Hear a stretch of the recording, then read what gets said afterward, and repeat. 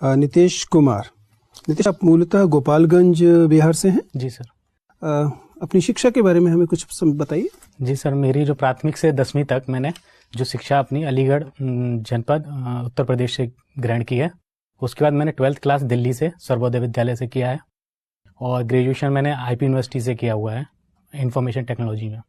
IP university ये दिल्ली में? जी। अच्छा, आप आईपी यूनिवर्सिटी से पढ़कर आए हैं। आपकी बात से लग रहा है कि आप बिहार से नहीं है, फिर आप गोपालगंज बिहार से क्यों बता रहे हैं अपने आप को? सर क्या है कि मेरे फादर की जॉब थी, गवर्नमेंट सर्वेंट थे अलीगढ़ में, तो जब वो सर्विस कर रहे थे तो हम लोग यहीं पे एजुकेशन वगैरह ले रहे थे। मतलब बिलोंग हम मूलतः गोपालगंज से करते हैं और मेरी एजुकेशन आपका जो मूल निवास है जी, वो नेटिव प्लेस आपका गोपालगंज है, लेकिन आपके पिता अलीगढ़ में रहते थे। हाँ, वो सर्विस करते थे। ये 2002 तक सर्विस किया है सर, 1974 से 2002। उसके बाद फिर हम लोग, पापा रिटायरमेंट हो गए तो वो वहाँ चले गए और हम भैया के साथ दिल्ली आ गए थे आगे तो की इसका एजुकेशन। मतलब you were actually never ever in Bihar? हाँ, वैसे मतलब एजुकेशन बैकग्राउंड तो नहीं रहा है बिहार का। नहीं, लेकिन आपका बिहार से कोई संपर्क भी नहीं रहा, क्योंकि आपके परिवार भी दरअसल यहीं रहता था। बीच में किसी रिश्तेदार के यहाँ जाते होंगे तो नहीं, अपना घर है। हमारे ग्रैंडफादर रहते थे, 2003 में वो एक्सपायर हुए। उसके बाद से मेरी मदर और मेरे फादर अभी प्रेजेंटली गाँव में ही रहते हैं। अच्छा, तो आप कभी कभी जाते हैं उनके पास? जी। ओके, तो गोपालगंज की भाषा कौन सी है? सर भोजपुरी। ठीक है, तो भोजपुरी में हम लोगों को जरा अपनी शिक्षा के विषय में, अपनी ग्रेजुएशन की जो एजुकेशन है उसके बारे में बताइए। जी, हम गुरु गोविंद सिंह यूनिवर्सिटी से इंफॉर्मेशन टेक्नोलॉजी में बीटेक कैले बानी और हमार प्रारंभिक शिक्षा जौन बा 10वीं क्लास ले उत्तर प्रदेश में अलीगढ़ जिला में भइल बा और हमारी 11वीं और 12वीं परीक्षा जो क्लास बाटे वो हमारा सर्वोदय विद्यालय दिल्ली से ही सरकारी स्कूल से भइल बाटे। अच्छा, एक चीज बताइए, आपने इंफॉर्मेशन टेक्नोलॉजी में किया है? जी सर। तो फिर आप यह परीक्षा देते समय आपने इंजीनियरिंग के किसी भी विषय, उसके आसपास के किसी विषय, फिजिक्स, केमिस्ट्री, मैथ, किसी में परीक्षा ना देके दर्शन जैसे विषय में क्यों दिए? जी सर, एक्चुअली क्या था कि जो मेरी प्रारंभिक शिक्षा थी उसमें हम लोग, जैसे मैं दयानंद सरस्वती शिशु मंदिर से पढ़ा हुआ था, तो थोड़ा संस्कृत से थोड़ा बहुत कनेक्टेड थे। तो ये जो लैंग्वेजेस जो हमारी इंडियन फिलोसफी में यूज होती है, आत्मा, जीव, तो थोड़ा बहुत इसमें थोड़ा अंडरस्टैंडिंग बनती है।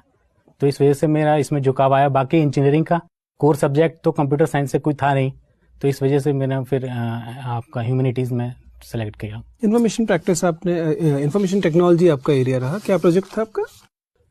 प्रोजेक्ट में सर हमने अपना वेब पेज का डिजाइनिंग किया हुआ था। बीटेक में आपने वेब पेज डिजाइन को प्रोजेक्ट उसके लिए जो हमारे जैसे एपीआई वगैरह होते हैं ना, एप्लीकेशन, तो उसके लिए एक मेरा दोस्त था फ्रेंड, तो वो वेब पेजेस यूज करता था, तो उसी में हम उसके साथ कोऑर्डिनेट कर रहे थे।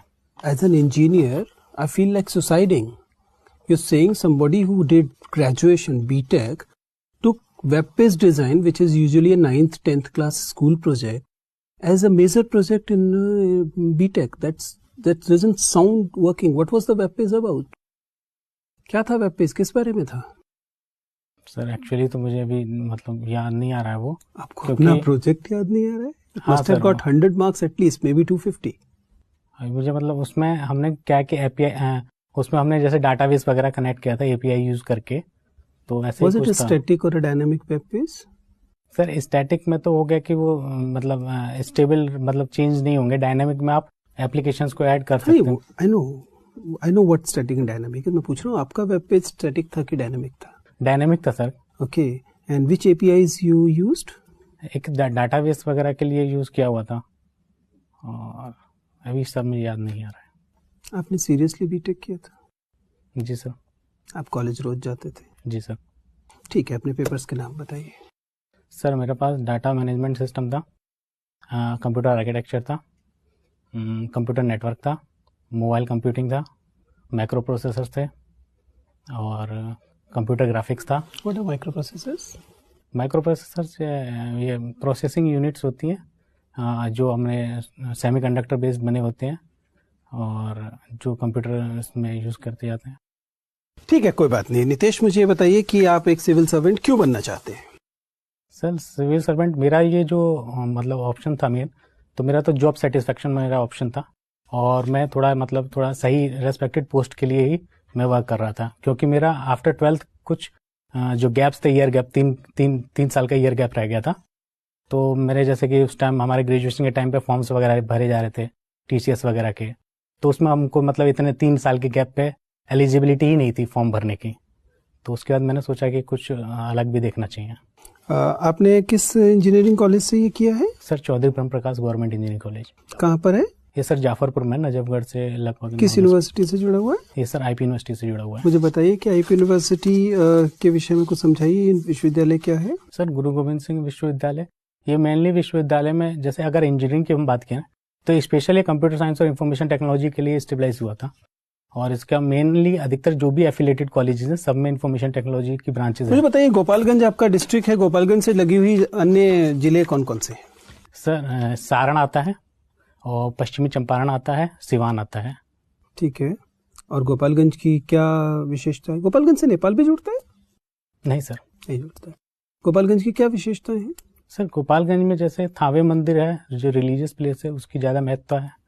और नियर अबाउट एक हथुआ राज्य है, जो उनके राजा का था, तो उनकी फैमिली अभी भी स्टेबलाइज है, तो उस वजह से राज परिवार के लिए भी माना जाना जाता है। Sir Nitish ji sir. शंकराचार्य जी कब पैदा हुए थे? सर ये आइडिया नहीं सर। क्या दर्शन था उनका? सर अद्वैतवाद। क्या होता है अद्वैतवाद? सर अद्वैतवाद में यह है कि नॉन डुअलिज्म को वो करते हैं। वो कहते हैं ब्रह्म एक है और एवरीथिंग ब्रह्म ही है, सब कुछ ब्रह्म के सिवा कुछ नहीं है। राजनीतिक व्यवस्था पर उनके दर्शन का क्या प्रभाव बाद के समय में दिखता है? राजनीतिक व्यवस्था में आइडिया नहीं सर। क्या प्रशासनिक नैतिकता और प्रशासनिक कार्यक्षमता पर भी उस दर्शन का कुछ असर है, या क्या हो सकता है? प्रशासनिक कार्य क्षमता पे यह है कि आप जैसा उनका कहना था कि सब ब्रह्म है, तो आप एक इक्वलिटी देख सकते हैं। आप ऐसा समझें कि सभी लोग ब्रह्म हैं, सब में ब्रह्म है, तो आप इक्वलिटी को प्रमोट कर सकते हैं, जो कि प्रशासनिक सेवा में जरूरी है कि हम सबको इक्वल ट्रीट करें। ये तो नैतिकता पर असर पड़ा, और कार्यक्षमता पर कैसा असर पड़ेगा? कार्यक्षमता, शंकराचार्य और बुद्ध के दर्शन में मूल अंतर क्या है?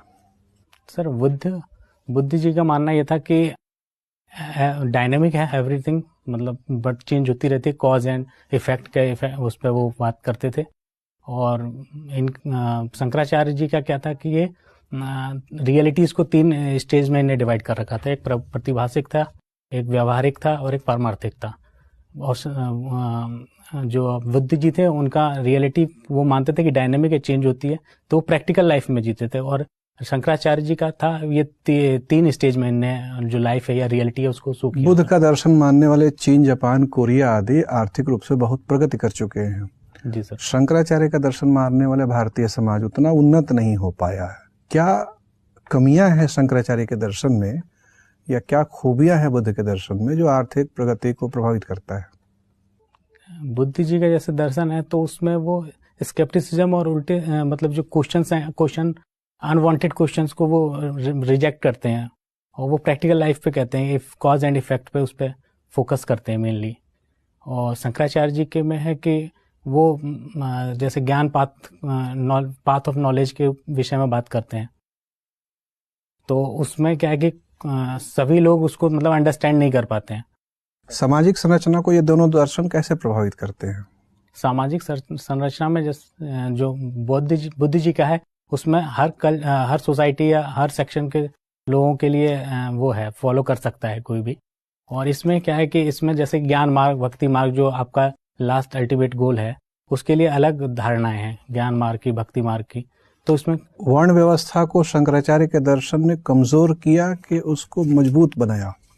इसमें समझ हाँ, सबरीमाला विवाद में क्या लगता है, महिलाओं को, हर उम्र की महिलाओं को प्रत्येक मंदिर में प्रवेश कर जाना चाहिए कि कहीं कहीं वाजिब नियंत्रण होने चाहिए? सर जैसे सुप्रीम कोर्ट का जो वर्डिक्ट आया है उसमें तो सुप्रीम कोर्ट का कहना है